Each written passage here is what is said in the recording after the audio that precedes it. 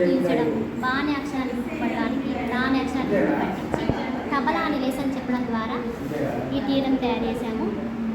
ఇందులో మొత్తం టోటల్ మన ఫస్ట్ క్లాస్ జాగిని టెక్స్ట్ బుక్కి సంబంధించి 16 లెసన్లు కవర్ అవుతాయి. టోటల్ 16 లెసన్లు. వాటికి సంబంధించిన ప్రతి లెసన్కి సంబంధించిన కొన్ని వర్డ్స్ కూడా దీని వెనకాల రాసాము. ఇప్పుడు తానే అక్షరాన్ని పరిచయం చేసిన తర్వాత వాటితో వచ్చే పదాలు తల, తరం, తబల. నెక్స్ట్ బానే అక్షరాన్ని పరిచయం చేసిన తర్వాత బాతో వచ్చే పదాలు బలం, బంక, బలపం. లా అనే అక్షరాన్ని పరిచయం చేసిన తర్వాత లాతో వచ్చే పదాలు లత, లంక, లబలబ.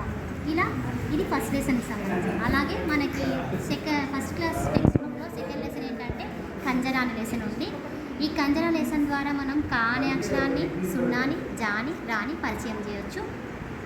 దీని ద్వారా ప్రతి అక్షరానికి సంబంధించి కా అనే అక్షరానికి సంబంధించి ప్రతి అక్షరానికి కూడా కొన్ని పదాలు కూడా తయారు చేసి పెట్టాము.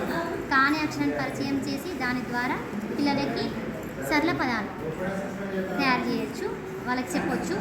ఈజీగా ఉంటుంది ఈ మెథడు. కాతో వచ్చే పదాలు కలమని, కంత అని, కంటకమని. తర్వాత జాతో వచ్చే పదాలు జత, జలజ, జలమని. రాతో వచ్చే పదాలు రమ, రంగం, రత్నం. ఇలా పిల్లలకి సరళ పదాలను కూడా ఇంట్రడ్యూస్ చేయొచ్చు.